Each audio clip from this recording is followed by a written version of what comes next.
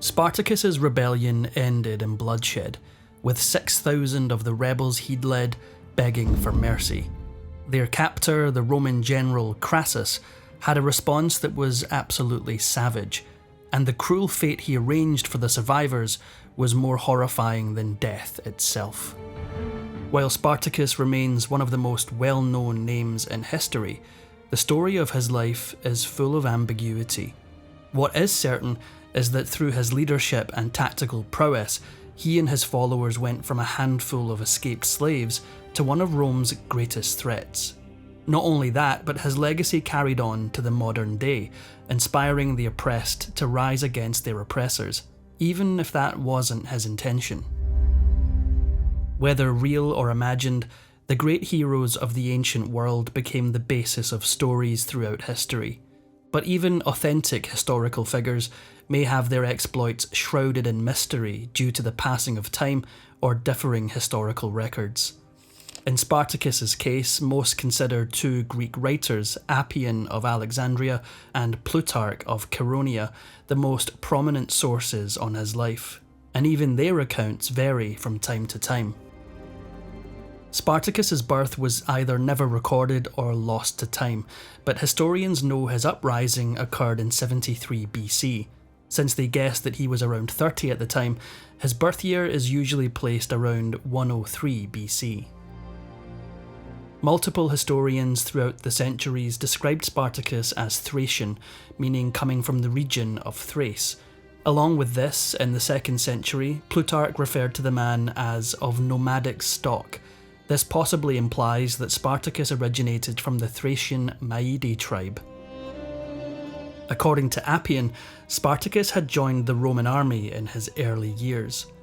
The poet Florus went further when describing Spartacus's life, outlining how he'd been both a mercenary and part of Rome's army before deserting and being taken as a slave.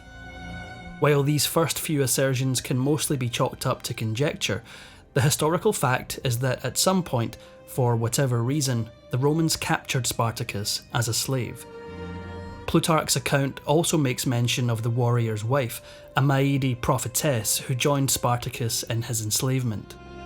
As with many who became slaves at the hands of the Roman Empire, Spartacus had no choice but to join the most popular entertainment industry in Rome at the time. Travelling to a location close to Capua, he trained at a school under the ownership of Lentulus Batiatus to become a skilled gladiator.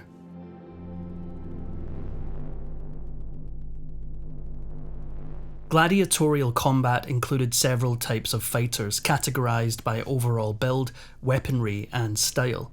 Spartacus's tall and burly physique was more well suited for the heavyweight Murmillo fighters who often displayed fish imagery on their armour. Like countless other cases of a substantial group of people under oppression and enslavement, by the time Spartacus became a gladiator, he and those around him were itching to fight back. In 73 BC, he joined a group of fellow slaves and began to plan an escape from their Roman captivity. After careful planning, Spartacus and around 70 other slaves broke free from their bonds and leapt into action. Knowing they couldn't get away from their captors without any equipment, they took what they required by force. Using kitchen utensils at first, they eventually acquired actual armour and weaponry from a wagon at the gladiatorial school. They fought their way out and overcame anyone who stood in their path. As they continued their fight, they took what valuables they could find in the surrounding area and enlisted other slaves they came across. Eventually, they stopped once they were relatively safe and posted up in a hidden location on Mount Vesuvius. Already, Spartacus had proven himself. While Spartacus is frequently depicted as being the leader of this rebellion, the growing army of slaves actually elected 3 leaders in total: Spartacus, Crassus, and Oenomaus. History has recognised Rome as having one of the most ruthless and effective armies in the world, and yet Spartacus and his followers escaped to safety with relative ease. Much of this was due to the Romans simply lacking numbers, as most of their forces were elsewhere fighting other battles, including, coincidentally, another revolt. By the time they reached Mount Vesuvius, the army of escaped slaves had effectively revolted against their masters, pillaged the countryside, and grown in numbers. However, the Romans still refused to see this for the threat it was, instead believing it to be more of an issue for local authorities than their army. Once they did respond, Spartacus was ready for them. Rome dispatched praetor Gaius Claudius Glaber and a militia to face Spartacus and his army. But they had no idea what they were walking into. Marching on Mount Vesuvius, the militia attempted to hold their siege and force the rebels to give up.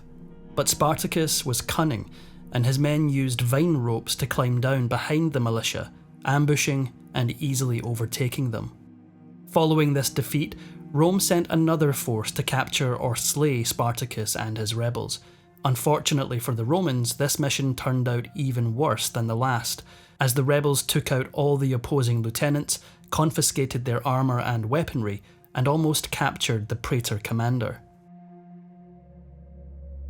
The rebel army had grown from the 70 slaves who initiated the uprising to about 90,000 men. In class and race, the army grew into a force of great diversity, including several groups such as the Gauls, to whom its two other leaders belonged, and the Celts. There were also a few Roman legion veterans left over from the recent social conflict, and even among the former slaves, there was a distinction between those from the countryside and the city. Over the many skirmishes Spartacus and his rebels fought against their Roman pursuers, he proved how capable a leader he truly was, lending credence to the theory that, like some of his men, he had previously been part of the Roman army. He constantly displayed his brilliant tactical strength as they fended off wave after wave. The rebels had the numbers and some of the equipment of an army, but most of the men had received no official training. Through irregular guerrilla tactics and using the area and materials at their disposal, Spartacus's army held its own. Having turned themselves into an increasing threat in the eyes of Rome, the rebels decided to leave their position on Mount Vesuvius and head north. In response, Rome sent 2 consular legions to finally stop Spartacus and his forces. Unlike the previous Roman forces Spartacus had faced, these proved much more dangerous. Against Crassus's group of 30,000, the Romans achieved a surprising victory. However, Spartacus's men again demonstrated their strength and ingenuity as they stepped in and defeated the oncoming enemy. Eventually, Rome brought out one of its most dangerous leaders. With the rebels overcoming everything thrown at them, Rome became more desperate to put this conflict down. Finally, Marcus Licinius Crassus, the richest man in the empire, volunteered to spearhead the operation. As such, Rome gave him 8 legions of 40,000 men total and ordered him to hunt down the rebels. Separating himself from the previous Roman commanders who had failed to capture or slay the rebels, Crassus guaranteed that even his own men knew the extent of his brutality. To ensure they feared him above all, he reintroduced the concept of decimation, where he put 1/10 of his men to the blade just as a form of discipline. Needless to say, he would show no mercy in battle. The rebels kept moving, and by 71 BC, they had taken position south of Italy. However, as they travelled north again, Crassus and his forces took the opportunity to strike. Halting their progress, he stationed 6 of his 8 legions at the borders, sending the other 2 to sandwich Spartacus and his men from the rear. The Romans had Spartacus and the rebels right where they wanted, and had all but surrounded them. Spartacus and his rebels soon learned how much more deadly the enemy commander was. They tried to fight Crassus's forces in several battles, but each time the Romans gained more and more ground. Eventually, the rebels had no choice but to move back south. After the Romans had overwhelmed them and pushed them south through Lucania, the rebels began continuously trying to elude Crassus's forces. By the end of the year, they'd come to Rhegium and set up camp, unable to proceed past the Strait of Messina. In one account, Spartacus reportedly had plans to fortify his ranks by starting another slave uprising in Sicily. To achieve this, he paid a group of Cilician pirates to take him and a contingent of rebels across the strait, which would have worked if the pirates hadn't simply taken the money and left without them. Spartacus and his men could no longer stay in their position and retreated toward Rhegium. They were in for a huge surprise. Crassus had been keeping tabs on the rebels and was immediately on top of them, cutting off their passage to the city and depriving them of supplies. Until this point, Rome was too busy with other conflicts that occupied their armies.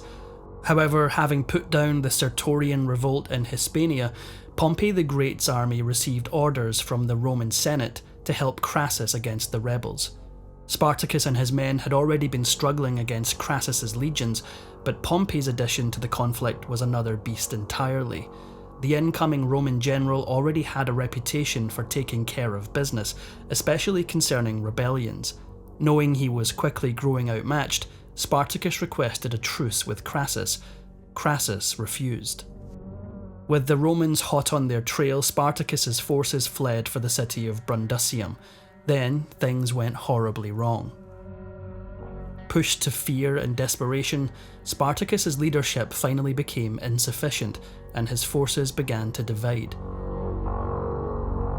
After the Romans caught up with one of the splintered rebel groups and overtook them, and despite Spartacus's wishes to continue forward, several portions of his men stopped and attempted to fight on their own.